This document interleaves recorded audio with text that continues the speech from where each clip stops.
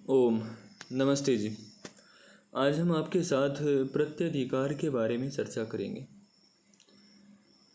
जिसमें हम आपके साथ कुछ सूत्र अर्थात नियमों का प्रयोग करेंगे, नियमों के बारे में बताएंगे और साथ ही कुछ सूत्रों के उदाहरणों की सिद्धियों को सिद्ध करने का भी प्रयास करेंगे।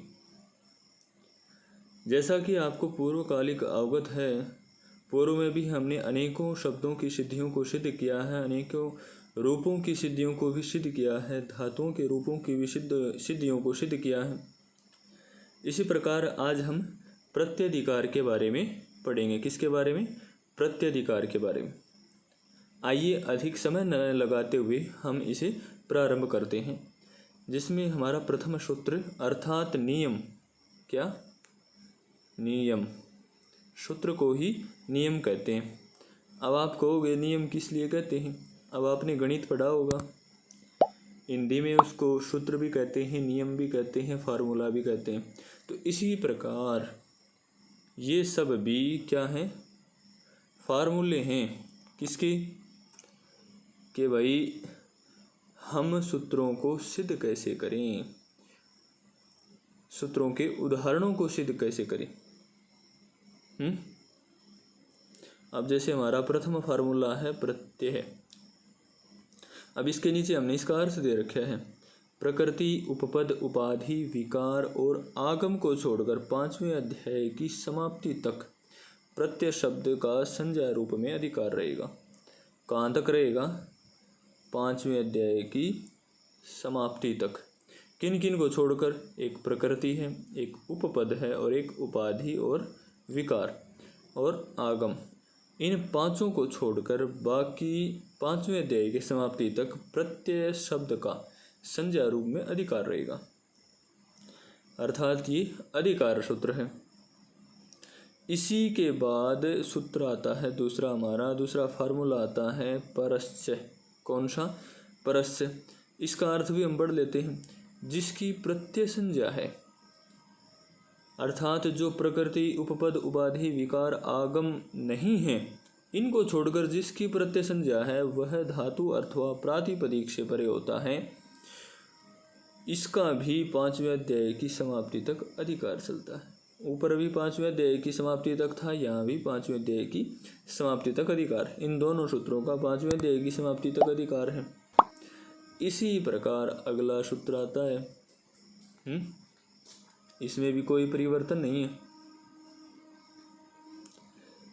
अगला सूत्र क्या है? अगला फार्मूला क्या है हमारा? आद्युदातश्च। क्या है? आद्युदातश्च, अर्थात जिसकी प्रत्यय संज्ञा है। ऊपर बताई थी ना, प्रत्यय आद्य, प्रकृति, उपपद आदि को छोड़कर जितने भी शब्द हैं उन सब की प्रत्यय संज्ञा होती है। तो जिसकी प्रत्यय संज्ञा है तो वह आद्युदात होता है, अर्थात जिस उसका आदि वर्ण उदात होता है। ठीक है। इसका भी 5वें अध्याय की समाप्ति तक अधिकार चलेगा। ठीक है। अब हमने पढ़ भी लिया भाई प्रत्यय संज्ञा किन किन शब्दों की होगी, किन किन की नहीं होगी। अब इनका अधिकार भी जान लिया, 5वें अध्याय की समाप्ति तक है, और प्रत्यय का आद्युदात भी होता है, ये भी हमने जान लिया। तो इसके बाद हम इसका प्रयोग करके देखेंगे भाई आद्युदात कैसे है, कैसे प्रत्यय की संज्ञा चल रही है। तो हमारा प्रथम रूप है, प्रथम शब्द है कर्तव्यम। कौन सा है? कर्तव्यम। फिर उसके बाद है करणीयम। यदि आप कर्तव्यम शब्द को सिद्ध कर लेते हैं तो करणीयम भी आसानी से कर पाएंगे। तो इसके लिए हम जो सिद्धि में प्रयोग होंगे सूत्र, उनको भी साथ लेके चलेंगे। अब जैसे धातु है, कर्तव्य में कौन सी धातु है? डू, क्रिय, करणे। ये धातु पाठ की सिद्धि है, आपने पढ़ी भी होगी। लघु सिद्धांत कौमुदी, सिद्धांत कौमुदी आदि में भी पढ़ी होगी। तो डू क्रिय में डू और ये की हम इच संज्ञा करके लोप कर देंगे और क्री शेष रहेगा हमारे पास। क्रिय को गुण कर देंगे, कर हो जाएगा और तव्य प्रत्यय आ जाएगा। इस प्रकार सिद्धि बन जाएगी। तो इस सिद्धि को सिद्ध करने के लिए और इन सिद्धि में जितने भी सूत्र प्रयोग होंगे उनके बारे में हम आपको अगली वीडियो में बताएंगे। आशा करता हूँ हमारा यह प्रयास आप सभी के लिए अत्यंत लाभकारी सिद्ध हुआ होगा और हमारे साथ बने रहें। धन्यवाद।